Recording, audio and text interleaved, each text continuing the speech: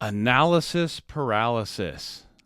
You've felt it, you know it well, and you probably hate it. Today, I'm going to share with you how I beat it and how I get things done. Overanalyzing things is really common for a lot of people. It's something that I personally am very prone to, and one of the ways that I most often find myself procrastinating and getting distracted. In fact, if you didn't know, overthinking is just a form of procrastination. When you overthink something, what you're really doing is delaying the need to make a decision because you're afraid of making the wrong one, and that fear feels painful. So instead, you sit there going in mental circles until your brain is exhausted and you just give up. The decision becomes too hard and you just put it off indefinitely. So there are 3 techniques that I employ to overcome my tendency to overanalyze, and each of them allows me to remove the decision from myself and place it onto something external. And that removes the pain of having to make a decision. The first technique, if I'm deciding between 2 options, is to simply flip a coin. I assign one option to heads and the other option to tails, and then I let the coin flip decide. Sometimes when I do this, something magical happens though, and I find myself actually rooting for one coin side to come up over the other. And if that happens, then I know which decision I need to make, and I don't worry about the outcome of the flip.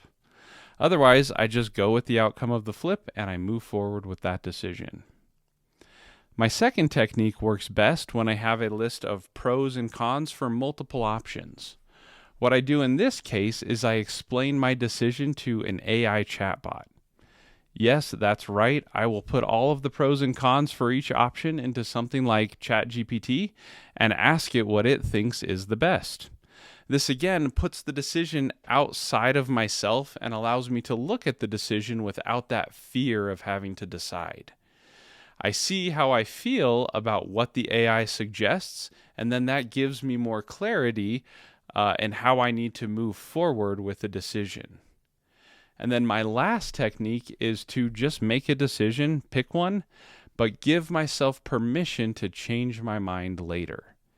In this case, I just pick one, I move forward with it with the understanding that new information might come up that will make it obvious that the other choice was actually better, at which point I will switch over. You can even use this one in conjunction with the first 2 strategies for much quicker decision making.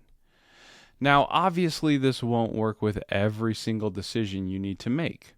Some choices, like who you get married to, for example, really shouldn't rely on the flip of a coin or a response from an AI chatbot. But these techniques can still help you uncover which options you want more. So if you found these tips helpful, go ahead and like the video and subscribe. Don't overthink it and just do it right now. It will send more content your way that will help you master your focus, defeat distractions, and smash procrastination. And next time you find yourself overthinking something, try one or all 3 of these tips. It will get you moving forward again and out of that procrastination, overanalyzing rut. And go ahead and leave a comment below with what you want me to cover next related to focus, attention, distraction, and procrastination. I would love to hear what you want to learn about.